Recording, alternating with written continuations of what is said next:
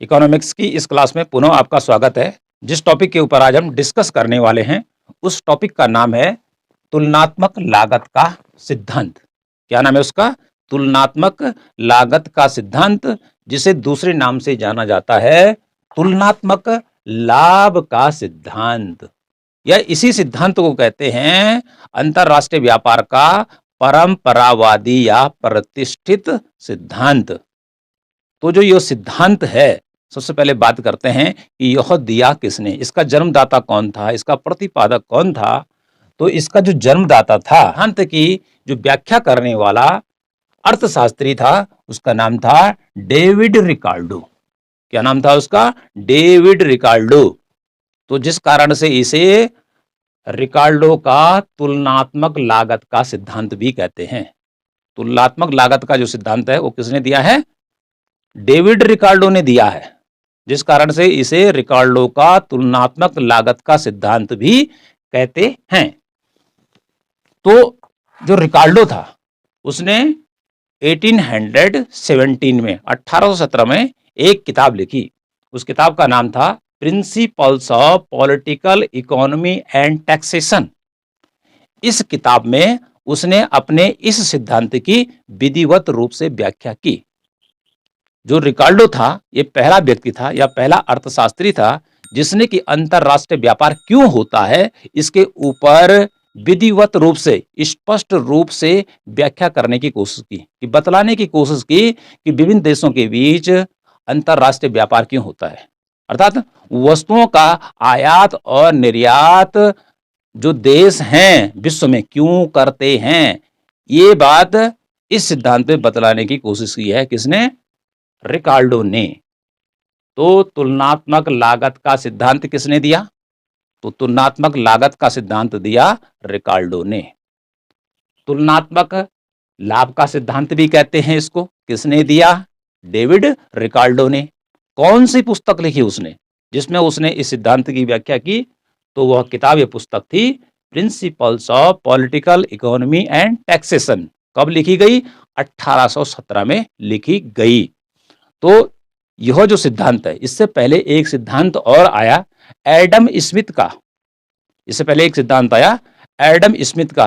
तो Adam Smith भी स्पष्ट रूप से व्याख्या नहीं कर पाए कि अंतरराष्ट्रीय व्यापार होता क्यों है, लेकिन आगे चलकर इसको स्पष्ट रूप से इस सिद्धांत में बतलाने का जो काम किया वो रिकार्डो ने किया। यहां पे लिखा है अंतरराष्ट्रीय व्यापार क्यों होता है, क्योंकि हम अंतरराष्ट्रीय व्यापार की बात कर रहे हैं, विश्व व्यापार की बात कर रहे हैं, इंटरनेशनल ट्रेड की बात कर रहे हैं कि अंतरराष्ट्रीय व्यापार क्यों होता है। तो तुलनात्मक लागत का सिद्धांत क्या बतलाता है कि विभिन्न देशों के बीच आयात निर्यात क्यों होता है। तो संक्षेप में आप क्या लिखेंगे कि विभिन्न देशों में किसी एक जैसी वस्तु की उत्पादन लागत में अंतर के कारण अंतरराष्ट्रीय व्यापार का उदय या जन्म होता है। क्या कह रही है परिभाषा?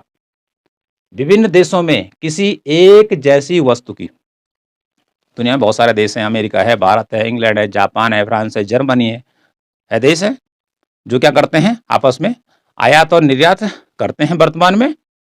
तो विभिन्न देशों में क्या है, एक जैसी वस्तु की जो लागत है वह अलग अलग होती है। एक वस्तु, माना कि मेरी एक टोपी है, एक टोपी है, इसका उदाहरण लेते हैं कि भारत में इसको बनाने की जो लागत है वह 100 रुपया है। ये जो कैप मेरी पहन रखी है, इसको बनाने की जो लागत है वह भारत में 100 रुपया है। 100 रुपया है। लेकिन ऐसा नहीं है कि हर देश में यह टोपी 100 रुपये में ही बने, कि इसको बनाने में रुपये 100 रुपये ही खर्च हो सकता है कि अमेरिका में ये 200 रुपये बन सकती है, इंग्लैंड में हो सकता है यह 150 रुपये बन सकती है, ऑस्ट्रेलिया में हो सकता है कि यह 250 रुपये बन सकती है। तो इस प्रकार से आप देखिए कि एक ही वस्तु है, अर्थात टोपी एक ही है, लेकिन इसको बनाने की जो लागत है, इस टोपी को बनाने में जो खर्चा हो रहा है वो अलग अलग देशों में अलग अलग हो रहा है, अर्थात इसकी लागत अलग अलग आ रही है। तो इसे कहते हैं तुलनात्मक लागत। अंतर तो सभी देशों में इस टोपी को बनाने की लागत क्या है, अलग अलग आती है।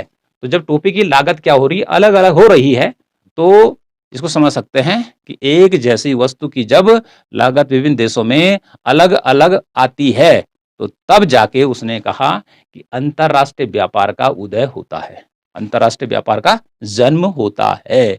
तो इसको आप लिखेंगे कि विभिन्न देशों में किसी एक जैसी वस्तु की उत्पादन लागत में अंतर के कारण अंतरराष्ट्रीय व्यापार का जन्म होता है, या हम कह सकते हैं अंतरराष्ट्रीय व्यापार होता है, वस्तुओं का आयात और निर्यात होता है। इसको हम एक सामान्य उदाहरण के द्वारा समझते हैं। एक उदाहरण हम टोपी का दे चुके हैं, किसका दे चुके हैं? टोपी का, कैप का दे चुके हैं। लेकिन अगला उदाहरण देखें, सामान्य उदाहरण, ध्यानपूर्वक सुनना है और इसको लिखना भी है और इस पर अमल भी करना है। भारत और इंग्लैंड दो देश लिए हैं मैंने। कितने देश लिए हैं? दो देश लिए हैं, भारत और इंग्लैंड। भारत और इंग्लैंड क्या करते हैं? एक्स वस्तु का प्रोडक्शन करते हैं। वस्तु एक ही है कि भारत क्या करता है? एक्स वस्तु को बनाता है और इंग्लैंड भी एक्स वस्तु को बनाता है। दो देश हैं, लेकिन जो एक्स वस्तु है, एक्स क्या है? एक सिंबल है, एक सांकेतिक वस्तु है। तो एक्स वस्तु को बनाने में यदि भारत बनाता है तो वह 90 रुपए में बनती है। ठीक है, एक इकाई लिखा है कि अर्थात एक इकाई एक्स की उत्पादन लागत भारत में 90 रुपए आती है। कि एक्स की एक इकाई, एक यूनिट यदि तैयार करनी है तो भारत में उसको बनाने में कुल खर्चा कितना आता है? 90 रुपया आता है। वहीं दूसरी ओर इंग्लैंड यदि एक्स वस्तु का, एक एक्स वस्तु की एक यूनिट या एक इकाई बनाता है तो उसको केवल 35 रुपये खर्च करने पड़ते हैं। और वस्तु क्या है? एक ही है, एक्स ही है।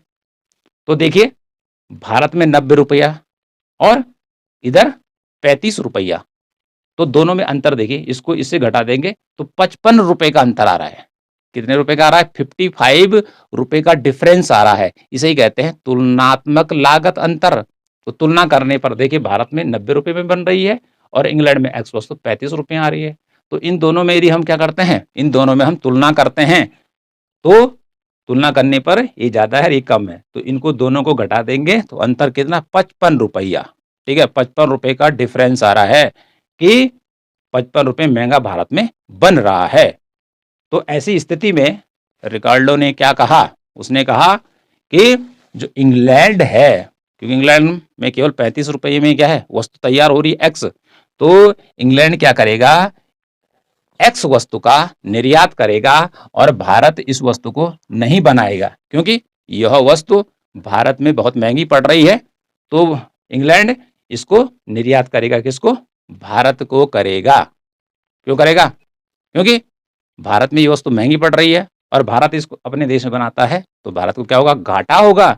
तो अच्छा, इसमें यह है कि भारत उसको किससे खरीदें? इंग्लैंड से खरीदें। तो इंग्लैंड से खरीदता है तो उसे 55 रुपए का क्या हो जाएगा? लाभ हो जाएगा। तो एक उदाहरण तो ये हो गया, ठीक है, कि लागत में अंतर एक ही वस्तु का। तो ऐसी स्थिति हमारे यहाँ पर लिखा हुआ है कि भारत एक्स वस्तु का आयात करेगा। भारत इस वस्तु को किससे खरीदेगा? इंग्लैंड से ही खरीदेगा। तो भारत के लिए हो गया आयात, लेकिन इंग्लैंड एक्स वस्तु का निर्यात करेगा। इंग्लैंड क्या करेगा? एक्स वस्तु का, क्योंकि वह 35 रुपीज में बन रही है, न्यूनतम लागत में बन रही है। तो ऐसी स्थिति में लाभ क्या है? वह इंग्लैंड को रहेगा कि वह उसको उधर बेचे। ओके, दूसरा देखिए, इसी में देखते हैं कि भारत क्या करता है? दूसरी वस्तु ली, वाई वस्तु, और इंग्लैंड भी वाई वस्तु। अब इन दोनों की कॉस्ट देखते हैं। एक्स वस्तु की लागत तो हम देख चुके कि भारत में 90 रुपए आ रही है और इंग्लैंड में 35 रुपीज आ रही है। लेकिन भारत और इंग्लैंड में यदि वाई वस्तु तैयार की जाती है, दूसरी वस्तु, तो दोनों की जो लागत है वो भी अलग अलग है। उदाहरण के लिए, भारत में 20 रुपए बन रही है वाई वस्तु और इंग्लैंड में बन रही है कितने में? 50 रुपये में। तो आप बताइए किस देश में सस्ती बन रही है? तो 20 रुपए में भारत में बन रही है, तो इसलिए क्या हो गया? सस्ता हो गया। ओके, तो इन दोनों को घटा देंगे तो 30 रुपए का डिफरेंस आ रहा है। 30 रुपए की लागत का अंतर आ रहा है। तो ऐसे में क्या करना चाहिए? क्योंकि इंग्लैंड को ये वस्तु नहीं बनानी चाहिए, ठीक है, और भारत इस वस्तु का क्या करेगा? बनाएगा और निर्यात करेगा। क्या करेगा? भारत वाई वस्तु का निर्यात करेगा। किसको करेगा? इंग्लैंड को। तो दोनों के लिए हितकारी क्या होगा कि भारत जो है वह इंग्लैंड से इस वस्तु को क्या करे, आयात करें, या इंग्लैंड यहाँ निर्यात करें, किसको, भारत को, क्योंकि 35 रुपए, ठीक है, लाभ होगा, तो इसलिए वो एक्स वस्तु का ही उत्पादन करे। और जो अगला है भारत, वो किस वस्तु का उत्पादन करे, वाई वस्तु का ही उत्पादन करे, क्योंकि इसकी लागत कम है। तो तब जाके लागतों में जब अंतर आ रहा है तो दोनों देशों को क्या होगा, फायदा होगा। तो इसलिए क्या होगा कि जो एक्स वस्तु है निर्यात करेगा कौन, इंग्लैंड भारत को, एक्स वस्तु, और उल्टा क्या होगा, वाई वस्तु निर्यात करेगा भारत किसको, इंग्लैंड को। तो इस प्रकार से अब देखिए तुलनात्मक लागत अंतर के कारण ये इसको हम कह सकते हैं कि एक वस्तु एक देश में सस्ती पड़ रही है, जब दो वस्तुएं अलग अलग देशों में पड़ रही है तो एक देश में उस वस्तु को बनाने में कम पैसा लग रहा है, फिर दूसरी वस्तु है उस वस्तु को बनाने में देख रहे हैं, इन दोनों को हम देख रहे हैं तो सस्ता कहाँ पड़ रहा है, वह भारत में पड़ रहा है। तो भारत की भलाई इसी में है कि वह एक्स वस्तु नहीं बनाए, ठीक है जी, वो इधर से इसको ले ले, ठीक है, और भारत के लिए अच्छा क्या है कि वो वाई वस्तु को बनाए, इसकी कॉस्ट आ रही है तो उसको बेचे। तो भारत क्या करेगा, निर्यात करेगा इंग्लैंड को, किसका, वाई वस्तु का, और इंग्लैंड से एक्स वस्तु खरीदेगा। तो इस प्रकार से कुल मिलाकर कहने का अर्थ है कि इंग्लैंड एक्स वस्तु का प्रोडक्शन करेगा, उत्पादन करेगा, और भारत क्या करेगा, यह वाई वस्तु का प्रोडक्शन करेगा। आगे इसी में लिखा हुआ है इसी का कि भारत वाई वस्तु का निर्यात करेगा। क्यों करेगा निर्यात, क्योंकि भारत में वो सस्ती बन रही है, उसकी लागत कम से कम है, भारत लाभ की स्थिति में यहाँ पर है। लेकिन यदि भारत क्या करता है, एक्स भी बनाता है और वाई दोनों को बनाता है, तब ऐसी स्थिति में वो लाभ की स्थिति में नहीं है, लाभ की स्थिति में नहीं है। क्यों नहीं है कि आप देख सकते हैं कि एक्स वस्तु यहाँ 90 रुपये बनेगी तो भारत यहाँ इसको क्या करेगा, 20 रुपये बनाएगा, ओके। लेकिन जब भारत को ये वस्तु यहाँ 35 रुपये में मिल रही है, कहाँ, इंग्लैंड में, तो वह 90 रुपये अर्थात 55 रुपये ज़्यादा खर्च क्यों करेगा। तो अच्छा यही है इंग्लैंड से खरीद लो। और दूसरा वाई वस्तु देखते हैं कि इंग्लैंड देखता है कि मेरे देश में तो 50 रुपये बन रहा है और भारत में केवल ये 30 रुपये बन रहा है, तो ठीक है, और कितना अर्थात 30 रुपये का फायदा हो रहा है, ठीक है, तो ऐसा ऐसा करते हैं कि अपने देश में नहीं बनाते हैं, इसको भारत से खरीद लेते हैं। तो इस प्रकार से आयात और निर्यात का क्या होता है, जन्म होता है, जिसे कहते हैं अंतर्राष्ट्रीय व्यापार। तो इसी को मैंने लिखा यहाँ पे कि भारत वाई वस्तु का निर्यात करेगा और इंग्लैंड वाई वस्तु का आयात करेगा। तो इतनी बात समझ में आ गया होगा कि वस्तुओं की बनाने की जो लागत है, वस्तुओं की उत्पादन लागत जिसे कहते हैं, मानाबादी जैकेट है तो इस जैकेट बनाने की जो लागत है अर्थात कुल खर्चा जैकेट को बनाने में जो भारत में आ रहा है वो जरूरी नहीं कि वो चीन में भी आ जाए, इतना ही, माना कि 2000 रुपये में यहाँ बन रही है तो इसका अर्थ ये नहीं कि चीन में 2000 रुपये बनेगा और फ्रांस में भी 2 में बनेगा और रशिया में भी 2000 में बनेगा, बल्कि अलग अलग लागतों भी बनेगा। जहाँ सबसे कम लागत वाला होगा तो वो दूसरे देश को निर्यात कर सकता है और जहाँ महंगा पड़ रहा है तो वो देश दूसरे देश से खरीद सकता है। ऐसा इसमें बतलाने का काम किया गया है, एक सिंपल सा यह उदाहरण है। अब यहां पर देखिए मेरा लिखा हुआ है लागत अंतर क्यों, अर्थात एक ही वस्तु को बनाने की उत्पादन लागत क्यों अलग अलग देशों में अलग अलग आ रही है। क्यों आ रही है कि एक्स की दोनों देशों में सेम आनी चाहिए थी और वही वस्तु करते तो ठीक है, यहाँ 20 आ रहा था, यहाँ भी 20 ही आना चाहिए था। इंग्लैंड में यदि एक्स वस्तु बनाई जा रही है तो 35 यहाँ है तो 35 भी भारत में आनी चाहिए थी, लेकिन ऐसा नहीं होता है।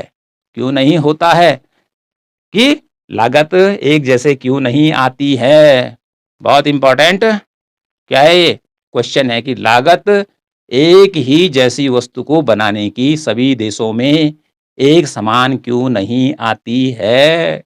तो उत्तर है इसका किसके अनुसार, रिकार्डो के अनुसार विभिन्न देशों में प्राकृतिक और मानवीय संसाधनों का अलग अलग मात्रा में पाया जाना। जो प्राकृतिक संसाधन है दुनिया के देशों में वो सभी देशों में बराबर नहीं है। कि जैसे हम खनिज तेल की बात करते हैं, खनिज तेल में पेट्रोल, डीजल, केरोसिन आता है, तो ऐसा नहीं है कि दुनिया के सभी देशों में तेल का अपार भंडार है, अपार भंडार है। सभी देशों में क्या है, एक जैसा नहीं है। खाड़ी के देशों में कुछ ही देश हैं कि जिन देशों में खनिज तेल बहुत ज्यादा है, बहुत ज्यादा उसका उत्पादन होता है, निकाला जाता है। ईरान में निकाला जा रहा है, सऊदी अरब में निकाला जा रहा है, कुवैत में निकाला जा रहा है, बहरीन में निकाला जा रहा है, जिससे गाड़ियां चलती है। तो वहां तेल क्या है, सस्ता है, तेल बहुत सस्ता है क्योंकि वहां ज्यादा है उसकी पूर्ति। लेकिन भारत की बात करें तो वही तेल जो है भारत में महंगा है, क्योंकि भारत में इतनी बड़ी मात्रा में प्राकृतिक रूप से तेल नहीं है धरती के अंदर। तो जहां जिस वस्तु की ज्यादा मात्रा होती है, पता है, जिसकी जहां ज्यादा पूर्ति होती है, तो वहां उसकी कम क्या होती है, कीमत होती है। तो कम कीमत होने के कारण उसकी लागत भी क्या हो जाती है, कम हो जाती है। उस वस्तु की कीमत को हम कह सकते हैं कि उस देश में उस वस्तु की कीमत कम क्यों है, क्योंकि वहां वह संसाधन अर्थात खनिज तेल ज्यादा पाया जाता है। हर देश में समान नहीं है। फिर जलवायु की बात करें तो कृषि फसलों के उत्पादन करने के लिए विभिन्न प्रकार की जो फसलें हैं, अलग अलग जलवायु की आवश्यकता पड़ती है। अब खाड़ी के देशों की बात ही कर रहे हैं हम, कि जहाँ हम खनिज तेल की बात कर रहे हैं, बहुत ज्यादा होता है। लेकिन वहाँ गेहूं चावल कृषि फसलें ये थोड़ी होती है वहाँ पे, और रेत में थोड़ी होने वाली है यहाँ। तो रेत में ये जो गेहूं चावल गन्ना दालें, ये जो फसलें हैं, उन रेतीले क्षेत्रों में नहीं होने वाले हैं, खाड़ी के देशों में नहीं होने वाले हैं। कहाँ होने वाले हैं ये फसलें ज्यादा, कि जहाँ उपजाऊ मिट्टी है। तो उपजाऊ मिट्टी वहां नहीं है। उपजाऊ मिट्टी कहाँ है, भारत में है, चीन में है, श्रीलंका में है, बांग्लादेश में है, अमेरिका में है। तो वहां अर्थात यहाँ जहाँ अच्छी मिट्टी है, अच्छी जलवायु है, कृषि के उत्पादन के लिए, या कृषि फसलों का क्या होगा, ज्यादा उत्पादन होगा। तो कृषि जो फसलें गेहूं चावल यहाँ सस्ता होगा। कहाँ, जैसे भारत में है, चीन में है, यहाँ सस्ता होगा। लेकिन खाड़ी के देशों में ठीक उल्टा होगा, क्योंकि वहां पर जलवायु इसके अनुकूल नहीं है। अनुकूल नहीं है तो कैसी भाई, प्रतिकूल है। कैसी है, प्रतिकूल है। तो कुल मिलाकर जो विभिन्न देशों में प्राकृतिक और जो मानवीय संसाधन है, उनकी उपलब्धता समान नहीं, अलग अलग है। तो जहां कम होगा, जहां कम होगा, तो वहां यदि उसका उत्पादन करते हैं तो उसकी लागत बढ़ जाएगी, उसकी लागत बढ़ जाएगी। जैसे भारत में बात करें तो तेल का कुआं भारत में बहुत ही कम है। यदि अन्य जगहों पे खोजते हैं और ड्रिल करते हैं, जमीन के नीचे अंदर चले जाते हैं, ठीक है जी, तो उत्पादन लागत बढ़ जाएगी। अगर नीचे से तेल निकालने में कई रुपए खर्च करने पड़ेंगे। तो ऐसा है कि भाई यहाँ मत करो खर्च, सऊदी अरब से मंगा लो, ईरान से मंगा लो, तो आपको क्या पड़ेगा, सस्ता पड़ेगा। ऐसी प्रकार से मानवीय संसाधन है। इंसान जो है धरती पर सभी जगह एक ही जैसे नहीं है, और या सभी जगह बराबर नहीं है। किन्हीं देशों की पॉपुलेशन ज्यादा है, मतलब जनसंख्या ज्यादा है, किसी की कम है। जो वस्तु तैयार की जाएगी उसकी उत्पादन लागत कम होगी, सस्ते में बनेगी, ठीक है। और जहां लोग कम हैं, जैसे अमेरिका में कम है, तो वहां एक ही वस्तु जो भारत में बनाई जा रही है और अमेरिका में बनाई जा रही है, तो अमेरिका में वह क्या पड़ेगी, महंगी पड़ेगी। यदि वह कैसी है, श्रम जिसमें ज्यादा यूज किया जाता है, इंसान का ज्यादा यूज किया जाता है, लेकिन भारत में क्या पड़ेगी, सस्ती पड़ेगी। तो कुल मिलाकर लागत में क्यों अंतर आता है वस्तुओं की, ये लागत आता है कि जो प्राकृतिक संसाधन है, जो मानवीय संसाधन है, उनका मिलना सभी देशों में बराबर नहीं है। किसी देश में ज्यादा प्राकृतिक संसाधन भरपूर रूप से मिलते हैं, प्रकृति का गिफ्ट है कि जहां पर प्रचुर मात्रा में प्राकृतिक संसाधन भगवान ने उन देशों को दिए हैं, और कुछ देश ऐसे हैं कि जहां पर ये संसाधन या जलवायु वगैरह देखने को नहीं मिलती है। इसी प्रकार से कुछ देशों में जो मानवीय संसाधन, इंसान है, काफी एक्सपर्ट है, काफी ज्ञानी है, काफी तरक्की उसने की है। कुछ देश ऐसे हैं कि जहां पर उसने तरक्की बहुत कम की है। तो इस प्रकार से आप इस सिद्धांत की व्याख्या करते चले जाएंगे। अब नेक्स्ट है कि जो रिकार्डो का तुलनात्मक लागत का सिद्धांत है, इसकी कुछ मान्यताएं हैं कि जिन मान्यताओं के आधार पर यह सिद्धांत कार्य करता है। तो मान्यता क्या क्या है इसकी। नंबर एक देखिए, यह सिद्धांत मानता है दो देश और दो वस्तु। इसने ज्यादा देशों की बात नहीं की है।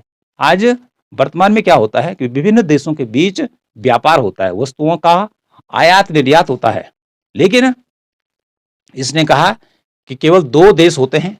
जैसे हमने कहा एक इंग्लैंड हो सकता है, एक भारत हो सकता है उदाहरण के तौर पर, और केवल दो वस्तुओं का उत्पादन किया जाता है। दो वस्तुओं का, एक वस्तु एक्स हो सकती है और या दूसरी वस्तु वाई हो सकती है। तो इस प्रकार से दो देश और दो वस्तु पर ही इसका फोकस रहा है। किसका, रिकार्डो का। तो आपने ये लिखना है कि दो देश और दो वस्तु जो है रिकार्डो के द्वारा बतलाई गई है कि दो देश होते हैं, मात्र दो देशों के बीच क्या होता है, आयात और निर्यात होगा, और दो देश क्या करेंगे, दो वस्तुएं बनाएंगे। 5, 10, 15, 20, 25 की बात उसने नहीं की है। तो उदाहरण के तौर पर एक्स वाई वस्तु का हमने उदाहरण दिया। दूसरा है श्रम ही उत्पादन का साधन है। रिकार्डो ने क्या माना कि उत्पादन का एकमात्र साधन कौन है, श्रम है। पूंजी साहस उसने छोड़ दिया, भूमि भी उसने छोड़ दिया। उसने केवल एक की कल्पना की कि श्रम के द्वारा ही उत्पादन होता है, अन्य साधन उसने नहीं रखे हैं। ओके। तीसरा है श्रम की सभी इकाइयां समरूप होती हैं, अर्थात 1, 2, 3, 4 जितनी लेबर बढ़ाई जाएंगी तो उनकी जो इकाइयां अर्थात जो कार्य करने की उनकी क्षमता है वह सबकी क्या होती है, इक्वल होती है, एक समान होती है। तो ये अगला हो गया। उत्पत्ति समता नियम, उसका जो यह तुलनात्मक लागत का सिद्धांत है यह उत्पत्ति समता नियम पर आधारित है। उत्पत्ति समता नियम क्या कहता है, यदि यहाँ पे क्योंकि उसने श्रम को ही उत्पादन का साधन लिया है तो यदि 5% श्रम को बढ़ाया जाता है तो उत्पादन भी 5% ही बढ़ेगा, अर्थात बराबर रहेगा। जितना उत्पादन का साधन या साधन बढ़ाए जाएंगे उतना ही उत्पादन होगा। नेक्स्ट है पांचवा, परिवहन लागत नहीं होती। जो डेविड रिकार्डो है उसने अपने तुलनात्मक लागत सिद्धांत में क्या कहा है, उसने कहा है कि जो व्यापार हो रहा है एक्स वस्तु और वाई वस्तु का दो देशों के बीच, तो एक देश से वस्तु जब दूसरे देश में जाएगी खरीदने बेचने पर तो उसमें आने जाने पर जो खर्चा आएगा वो किसी प्रकार का खर्चा नहीं आएगा। होता क्या है कि जब भारत इंग्लैंड को माना गेहूं चावल ज्वार बाजरा भेजता है लाखों टनों में, तो किस में जाएगा, जहाज में जाएगा, तो जहाज का किराया देना पड़ेगा। तो उसने इसको नहीं माना है, उसने कहा परिवहन लागत नहीं होती अर्थात जीरो होती है। अगला है स्वतंत्र व्यापार। उसने कहा जो दो देश हैं उनके बीच जो ट्रेड होता है, क्योंकि दो या दो से अधिक देशों के बीच जो वस्तुओं का व्यापार होता है, वर्तमान में सेवाओं का भी व्यापार होता है, तो उसे हम क्या कहते हैं, अंतरराष्ट्रीय व्यापार कहते हैं। तो उसने कहा दो देशों के बीच जो व्यापार होता है स्वतंत्र होता है, फ्री ट्रेड होता है, किसी प्रकार के उस पर अंकुश नहीं होते हैं, प्रतिबंध नहीं होते हैं। अगला है नेक्स्ट, उत्पादन के साधन देश में ही गतिशील होते हैं।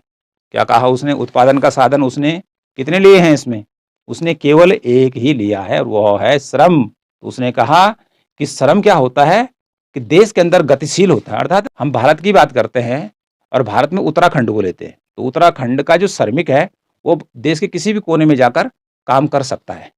वो चाहे तो उत्तर प्रदेश जा सकता है, पंजाब जा सकता है, हरियाणा जा सकता है, बिहार जा सकता है, मध्य प्रदेश जा सकता है, राजस्थान जा सकता है, तमिलनाडु कहीं भी जा सकता है। ये उधर का, बिहार का उत्तराखंड में आ सकता है, यूपी में आ सकता है। तो इस प्रकार से देश में जो उत्पादन का साधन है, साधन इसमें क्या माना गया है, श्रम को ही उत्पादन का साधन माना गया है, तो वह कहीं भी जा सकता है, लेकिन देश से बाहर नहीं जा सकता है।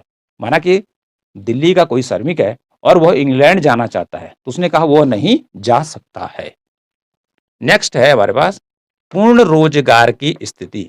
यह जो कॉन्सेप्ट है तुलनात्मक लागत का सिद्धांत, यह पूर्ण रोजगार की मान्यता पर आधारित है।